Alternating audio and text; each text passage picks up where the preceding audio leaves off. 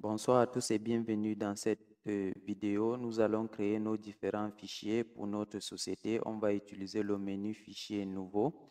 Mais avant cela, rassurez-vous sur le menu Fenêtre que le mode assistant est coché. Cela va permettre à ce que Sage nous assiste lors de la création de notre société, mais aussi lors de la création des éléments de structure tels que les familles de produits, les dépôts, les articles. C'est très important d'avoir ce mode assistant coché lorsque vous êtes débutant. C'est vrai, dans d'autres formations, nous verrons comment créer les éléments en mode non assisté. Alors, on aura également le temps, ne vous inquiétez pas, de parcourir toutes les fonctionnalités du logiciel, mais je pense qu'on le fera progressivement car il est inutile d'expliquer une fonctionnalité lorsqu'on n'a pas besoin de celle-ci immédiatement. Donc, ne vous inquiétez pas, la formation se veut vraiment progressive. On va aller sur Fichier, Nouveau, et là, on nous dit ici, l'assistant de création va vous guider dans la mise en place d'un nouveau fichier commercial. Donc, il nous fait savoir qu'on est en train de vouloir créer ici un fichier commercial. Ici, il nous demande que souhaitez-vous faire. Ouvrir un fichier comptable existant. On verra dans quel cas est-ce que c'est utile. Ou créer un nouveau fichier comptable. Nous, on va supposer qu'on crée la société de zéro. Donc, on va créer un nouveau fichier comptable. On va cliquer sur Suivant. Ici, on nous demande d'indiquer la raison sociale de votre société. Rappelez-vous, je vous avais montré la fiche de collecte d'informations. Voici les informations qu'on avait collectées sur la société. Disons la raison sociale, Proxima, l'activité, la forme juridique, le capital, l'adresse. Bref, je vais mettre ça là à côté et je vais renseigner toutes ces informations. Donc ici, la raison sociale, c'est Proxima. On va prendre tout le nom, Proxima Technologies Cameroun. Et là, on va lire ce qui est important. Souhaitez-vous reprendre ces informations dans la fiche d'identification du dossier en cours de création? Naturellement, on va laisser sur oui. On va cliquer sur Suivant. Et là, quelle est l'activité? Ici, on avait dit commerce général. L'adresse de la société, ici, on va mettre Douala, Cameroun. Le complément d'adresse en face, Aqua, disons en face, boulangerie d'Aqua, par exemple. Donc, vous allez collecter toutes ces informations. Vous pouvez même étoffer les différentes fiches de collecte d'informations. Ici, vous avez le CP ici et la ville là. C'est pourquoi vous avez CP/ville. CP code postal, on va mettre un code aléatoire. Et la ville, on va dire Douala. Vous pouvez mettre en minuscule ou majuscule, cela dépend de vous. Ensuite, ici, vous avez région et pays. On va mettre la région du littoral et le pays. J'ai une formation que je suis en train de préparer, notamment pour l'internationalisation, les devises et la langue. On verra comment créer les pays, les devises et les langues.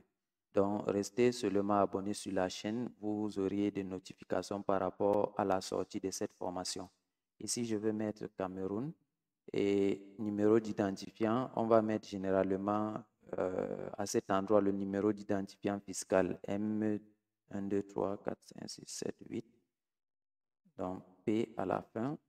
Par exemple, vous allez collecter cette information auprès de votre société. Téléphone, on va dire 611 22 33 44. Bon, je vais mettre mon numéro pour ceux qui veulent me contacter, 699 04 44 27.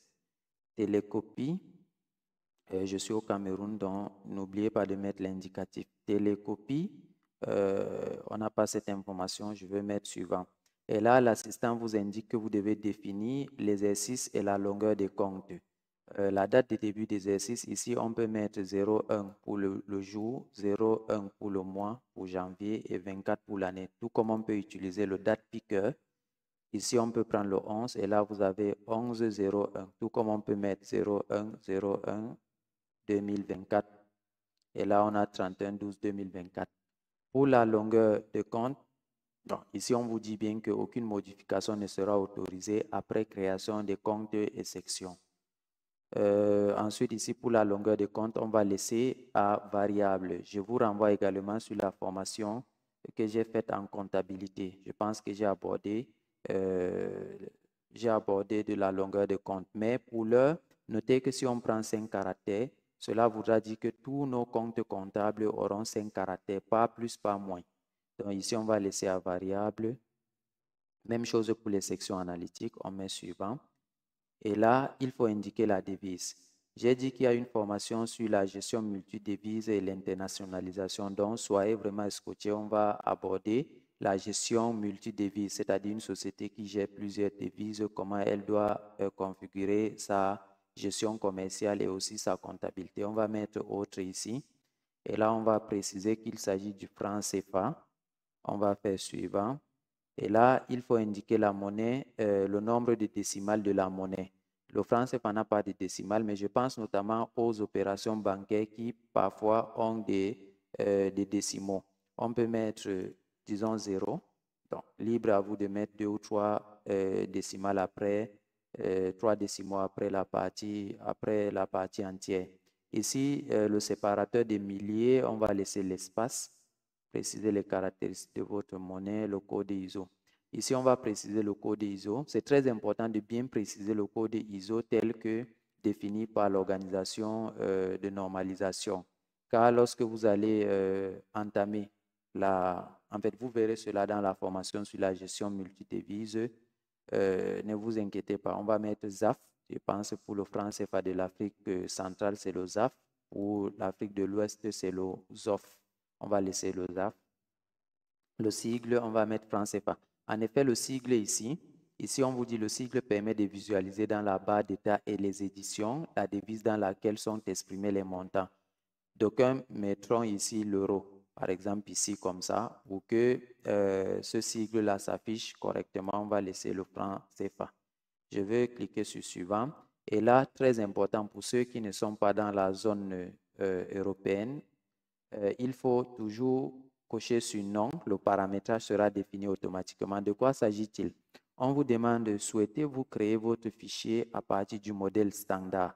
Le modèle standard va reprendre les comptes généraux, c'est-à-dire les comptes relatifs à, je ne sais pas si c'est à la France, mais ça dépend, puisque ça, j'ai édité les logiciels pour la France, la Grande-Bretagne et les autres pays de l'Europe. Donc, si on met oui, il va reprendre les comptes français ou du Royaume-Uni, je ne sais pas quoi, et les journaux aussi. Donc, on va mettre toujours non pour pouvoir définir nos comptes généraux, nos codes journaux et tout le reste. On va cliquer sur suivant et là, ici aussi, il faut faire attention. Souhaitez-vous créer votre fichier à partir du modèle standard? On va toujours dire non, c'est-à-dire on va tout paramétrer de nous-mêmes.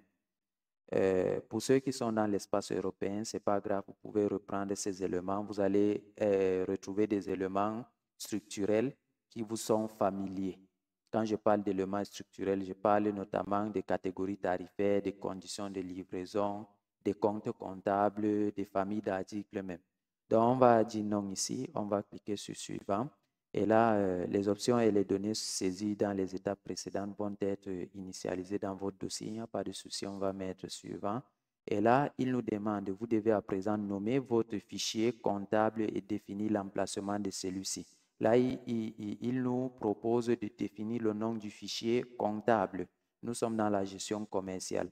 Rappelez-vous, on avait coché créer le fichier comptable. On n'a pas repris. Rappelez-vous des deux options qu'on avait au début. Soit de prendre à partir d'un fichier comptable ou bien de créer le fichier comptable à 0. C'est pourquoi il nous demande ici de créer le fichier comptable, d'autant plus qu'on a choisi cette option. Donc, je vais parcourir et là, je viens au bureau.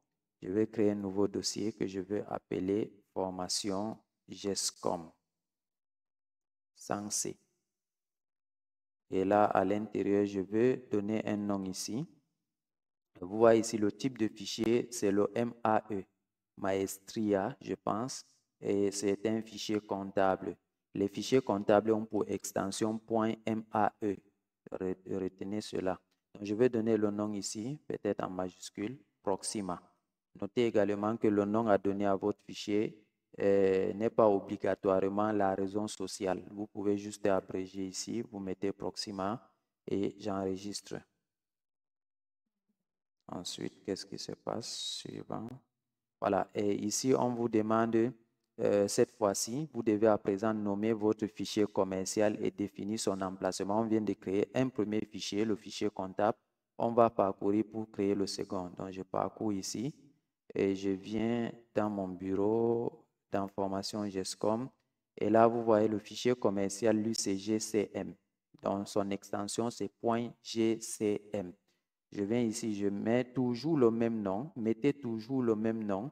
Pourquoi? Parce que dans la base de données, dans SQL Server, le fichier compta et GESCOM sont identifiés par le même nom. Donc, lorsque vous avez peut-être industrie ici, c'est seulement ça.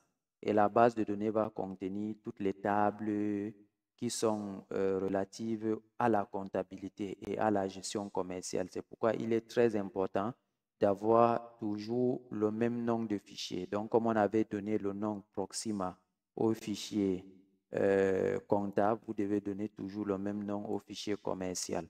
J'enregistre et là, fin.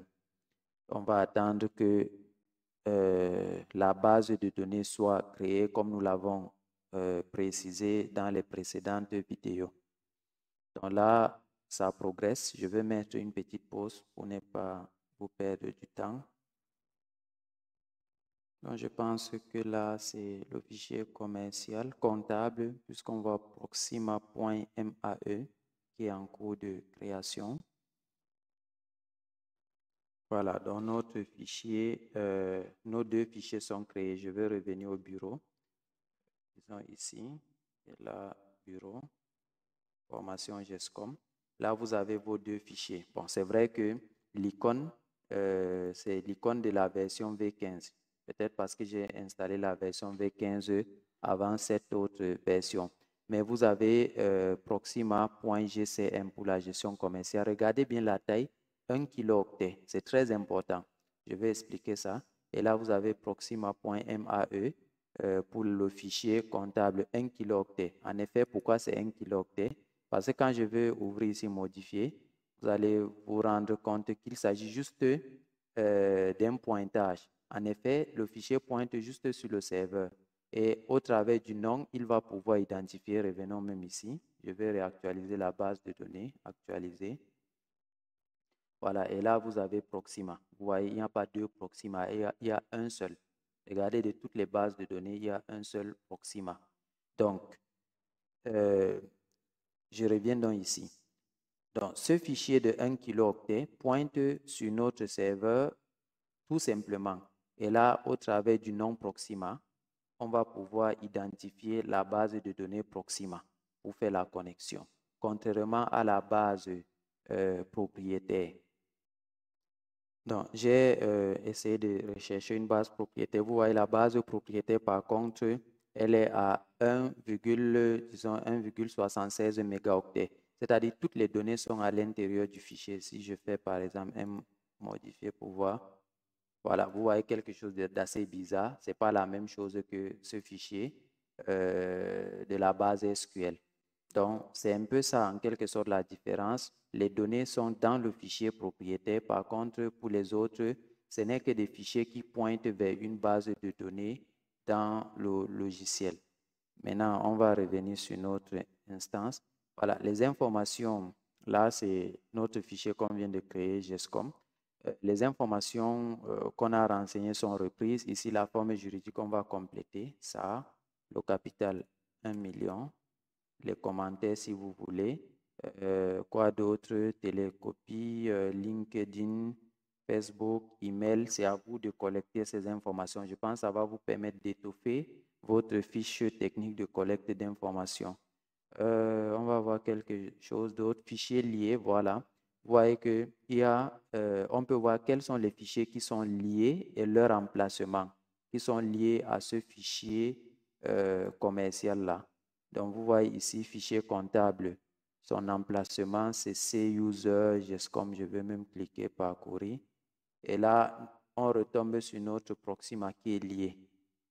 Donc, on voit ici qu'il y a un seul fichier qui est lié, le fichier comptable. Si jamais demain on utilise Sage Immobilisation, on aura le fichier des immobilisations qui sera lié ici. Si jamais vous avez un problème de liaison, vous pouvez venir remodifier cette liaison-là.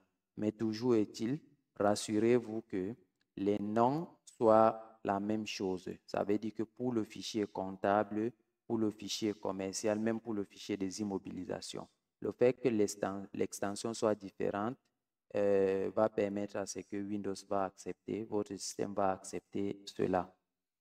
Je pense qu'on va arrêter ici et on va se donner rendez-vous dans la vidéo suivante pour voir l'autre mode de création de fichier comptable en reprenant les informations du fichier commercial, autant pour moi en reprenant les informations du fichier comptable.